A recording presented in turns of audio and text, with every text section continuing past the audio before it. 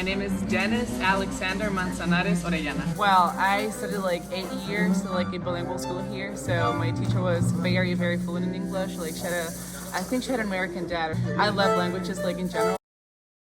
I was studying music, like I was a trombonist at my music school. Yeah, so baby. yeah, baby, I'm a brace, I'm a brace player, Started out like as a trombonist, and then my choir teacher like listened to me singing like some notes. I think it was like Mozart's Queen of the Night. It was like the first one like who actually like believed in me. And like I moved to Madrid, to Spain, so I did my bachelor's over there. Got Talent, Spain's Got Talent. Spain's Got Talent? Yeah. Okay. Okay. Yeah, I actually saw that. So I'm sitting there and I'm like, what?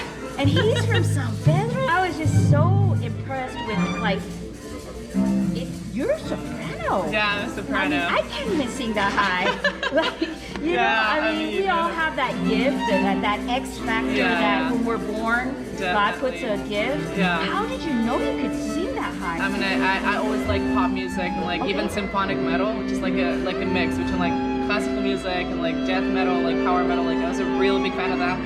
So I mean, like there's sopranos in those bands, and I was like, okay, I'm probably able to like reach those notes. That's how I found out. Like from metal, like I moved on to like classical music, like per se. So this program, like they asked me to audition there, like through social media and stuff, because I had uploaded some stuff, like videos and like stuff like that. And like they were interested in me, like for me to go to audition there. So I was like, okay, like we're like in the middle of the pandemic. I was like doing nothing at home. I was just really desperate. It's like I'm gonna say yes to this one. So like I just gave it a shot. And what's your vocal range? low C, like it's like an E flat, like a high E for 3 octaves probably. Wow. Yeah. I'm like really intrigued at the fact that talent came from one of the poorest countries, and you did everything you could to go succeed. What would be your advice for Honduras? I think in general, like a change or like switch mentality can help. Like there's probably like a lot of prejudice, like when it comes to like this kind of arts or like other kind of arts and stuff, like a lot of crafts and stuff. Like there's a lot of prejudice or like there's not support most of the time. Like not even from people like in the country, like people like in positions of power and stuff. So I think a change in mentality can also help. That's what I did. Like I went out, as I said before, like it's really hard to make it here.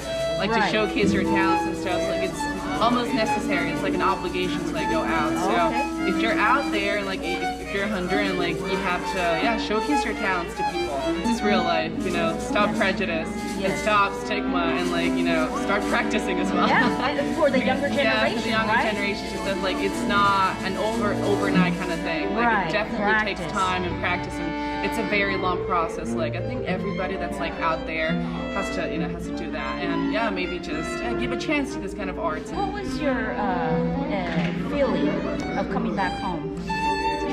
Like classical music is not as big as it is in Europe, like let's say like that. So I was a little skeptical, like I was a little scared and nervous because I had no clue like how they were gonna receive me over here. But it's been a treat to come back home, like to feel the warmth of people and my family's warmth, my friends' warmth, and this beautiful musicians here. Yes. I mean, it's definitely a long process. Like it takes a lot of work, like to do concerts like this and to have projects work over here like this. So I mean, it's always beautiful to come back here and to have everybody's support. Like there's always going to be naysayers and haters and stuff. Let's not focus on that. Yeah. How were your parents' reaction when they heard that you had this gift? My parents were 17 and 18 when I was born, so they're really young. I mean, they were really into it, definitely. Like from day one, my father was like the one who actually made me go into music school. So it was like, wow, you have the range, you have the vocals and stuff, like you have the ability to learn. Like he was like my first supporter. And then like everybody found out that I could sing like this, and they're like on the boat. Very open-minded and very supportive, so I cannot complain at all. Okay. What would be the number one advice that would you give to the upper generation that wants to perhaps maybe be in your shoes someday? You know what? I think social media can be up there because actually, like, I work with an agency in Austria, and they found out about me thanks to a video I posted on social media. Okay. So, make yourself be heard, definitely, and make people listen to you, and practice your craft, and engage in social media, definitely. That's a very big step and a very important one. Well, thank you so much for taking the time to give advice and to share a little bit about your story. I'm definitely a fan, and I wish you the best. And whatever it is that I can do to help you, you just reach out to me. Thank you so Okay? much. Thanks for having me. It's really an honor to have an interview here. So thank you so Well, much. thank Nice you. to meet you. All right, take care.